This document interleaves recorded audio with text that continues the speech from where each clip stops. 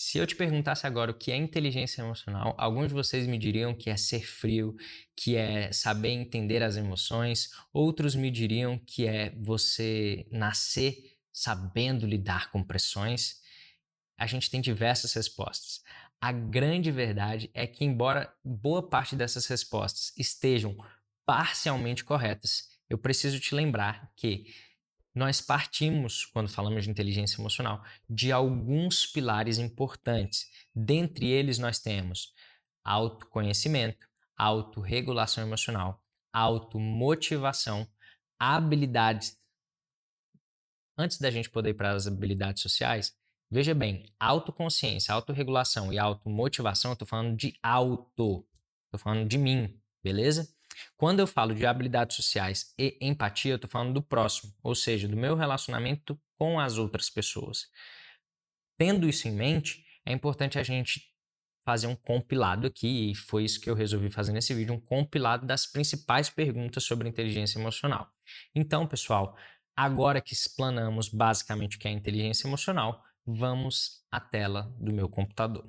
A tela do meu computador me diz a primeira pergunta, que é: nascemos com ou sem inteligência emocional, Gustavo?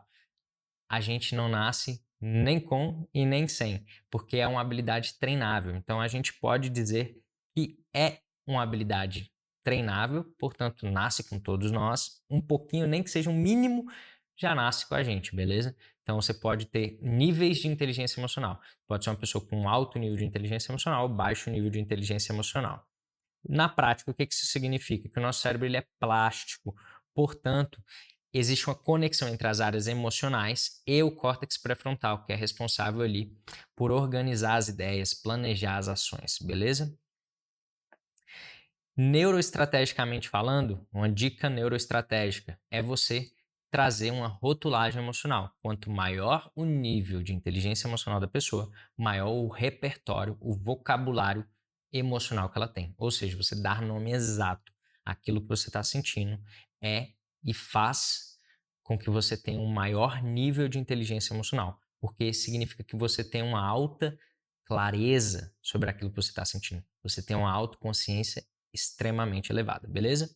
Isso reduz então a ativação da amígdala, o nosso sistema de luta ou fuga, responsável ali, né, pelo nosso sistema de luta ou fuga, nossas reações impulsivas, e também aumenta a possibilidade, o controle do seu córtex pré-frontal, que é responsável por organizar as ideias, planejar as ações. Inteligência emocional. IE, toda vez que aparecer IE, é inteligência emocional, beleza? Eu coloquei a abreviação. É ser calmo o tempo todo? Jamais. Inteligência emocional não é você ser calmo o tempo todo. É você reconhecer e ajustar a emoção e não suprimi-las, beleza? Então, uma neuroestratégia para a gente trabalhar aqui é você usar perguntas reguladoras. Uma delas é: o que essa emoção está tentando me dizer?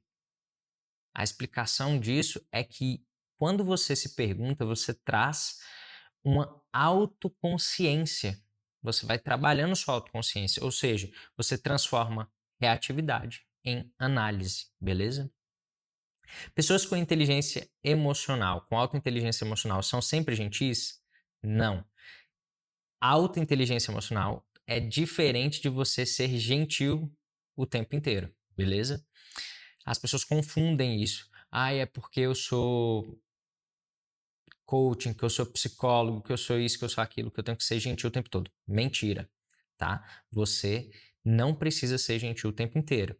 Isso não tem absolutamente nada a ver com inteligência emocional. Inteligência emocional é uma habilidade, ela não é um traço moral. A neuroestratégia para a gente trabalhar isso é você checar a sua intenção antes de você agir. Ou seja, você se perguntar, cara, o que eu quero gerar no outro com essa minha ação? Por exemplo, as eleições em São Paulo, né? Todo mundo, eu julgo que o Pablo Marçal ele tem um alto nível de inteligência emocional.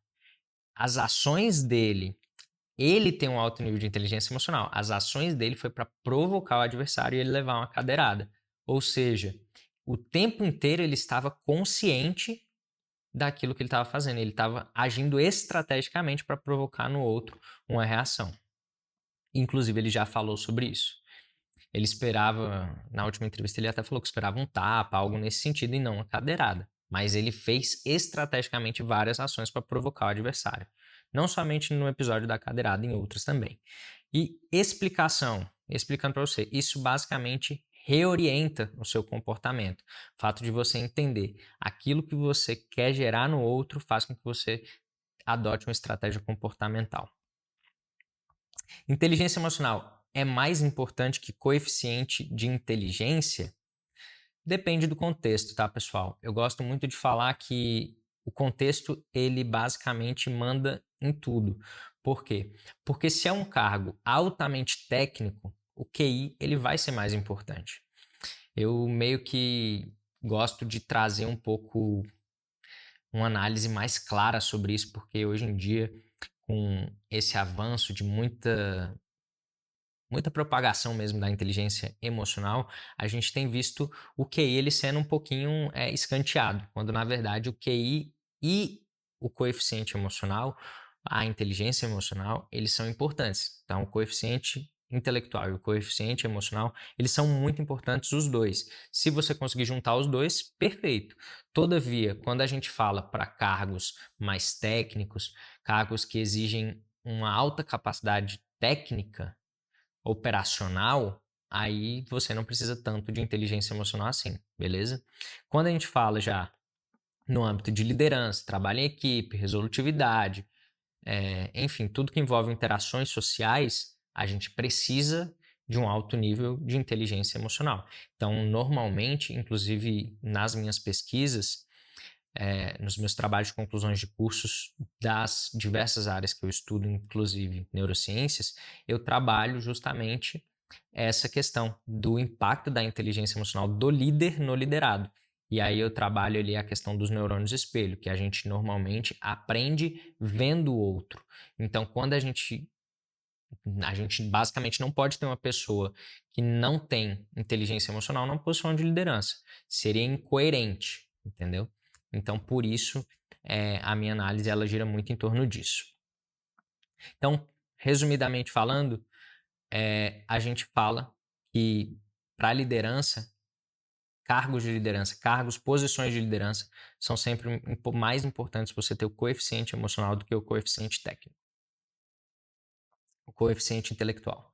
Inteligência emocional significa controlar emoções o tempo inteiro? Não. Isso seria basicamente você suprimir as emoções, tá? A inteligência emocional ela envolve basicamente uma regulação adaptativa, ou seja, você tem uma flexibilidade emocional.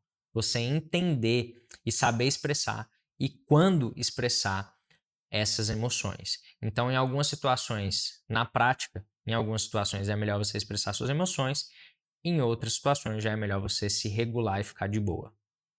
Inteligência emocional pode ajudar a ansiedade e o estresse?